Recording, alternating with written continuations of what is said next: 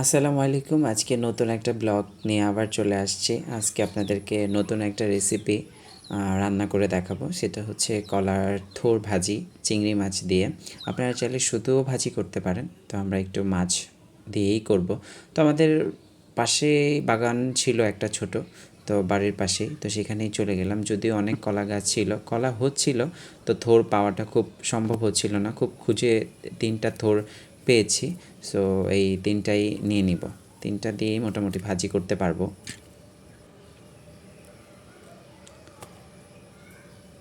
তো অবশেষে বাসায় নিয়ে আসলাম। আনার পর এখন আপনাদেরকে দেখাবো যে এটা কিভাবে আসলে আপনারা প্রসেস করবেন। প্রথমে যে দেখছেন উপর থেকে সে বড় বড়গুলো বের হবে, এর ভিতরে চিকন লম্বা একটা আঁশের মতো আছে, যদিও সেটা শক্ত, সেটা ফেলে দিতে হবে, বাকিটা আমরা নিব। তো এরকম করতে করতে একদম শেষ পর্যায়ে এসে ছোট কিছু মানে একদম নরম টাইপের যখন হয়ে যাবে তখন আর ওটা ফেলতে হবে না, পুরোটাই কুচি করে নিতে পারবো আমরা। তো আপনারা দেখতেই পাচ্ছেন কিভাবে আর কি আঁশগুলো আমরা ফেললাম। এরপরে এগুলো একসাথে করে অনেক পরিমাণে কুচু কুচু করে কাটতে হবে। তো এভাবে কুচি কুচি করে কেটে নিব। তারপরে এর ভিতরে পেঁয়াজ মরিচ লাগবে, সব পেঁয়াজ মরিচগুলো ছিলে পানিতে ধুয়ে নিব। তারপর পেঁয়াজ মরিচগুলো কুচি কুচি করে নিব। তারপরে যে থোড়টা আছে সেটাতে পানি দিয়ে মানে কালো কালো কষ ছাড়ানোর জন্য পানি দিয়ে ভালো করে ধুয়ে নিয়ে ছাঁকনিতে ছেঁকে নিব, যাতে ভাজির সময় পানিটা না থাকে, শুকনা শুকনা থাকে। তারপরেই তো পানি ঝরছে, তো তারপর চুলাটা জ্বালিয়ে নেব। তো দেখতেই পাচ্ছেন সব কিছু একদম রেডি, কলার থোড়, তারপর হচ্ছে চিংড়ি মাছ, পেঁয়াজ মরিচ কুচানো। তারপরে এই যে চুলাটা ধরে গেছে অলরেডি।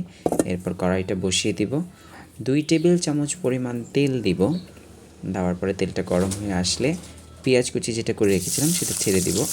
দেন হচ্ছে একটু লাল লাল করে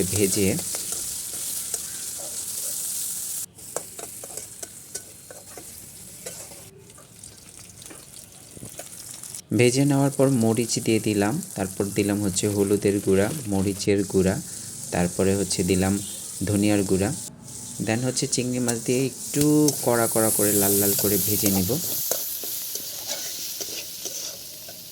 তারপর কলার থোড়টা দিয়ে দিব। তারপর একটু নাড়াচাড়া দিয়ে নিব।